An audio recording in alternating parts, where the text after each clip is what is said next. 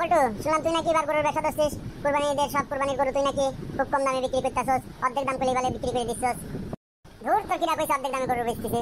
আরে কোনো রকম লাখের উপরে দাম পেলেই গরু বিক্রি করে দিচ্ছে। তাই যে 10-12 হাজার 15 হাজার 10-12 লাখ 15 লাখ টাকা দামের গরু কেউ যদি লাখের উপরে 1-1.5 লাখ 2 লাখ বলে তাই দিয়ে দেয়, কোনো কাস্টমার ফেরত নাই, বুঝছিস? আরে বলটু, তুই যে এত কম দামে গরু বিক্রি করতেছস তাহলে তো লস হবে না? তোর কিনা বলে আমার লস হবে? আমার কোনো লস নাই, যা বেচো তাই লাভ। আরে মানে বুঝলাম না, গরুর ব্যবসা করতেছিস, যা বেচবো তাই লাভ, এই আবার কেমন কথা? বুঝাই বলতো। তুই তো কারো কয়ে দেবো না নে। না কবো কে? তোর ব্যবসা, তোর গোপন কথা আমি অন্যের কাছে বলে দেবো কে? তোর বলে বিশ্বাস নাই। আজকাল মানুষকে বিশ্বাস করা ঠিক না। তুই যদি আবার কালো বলে দিস তাহলে আমার জেলখানার ভাত খাওয়া লাগবে না। করতেছি গরুর ব্যবসা, তারপর জেলখানার ভাত খাওয়া লাগবে কে? ঘটনা কি আমার একটু খুলে বলতো, যা আমি কাউকে বলবেন না।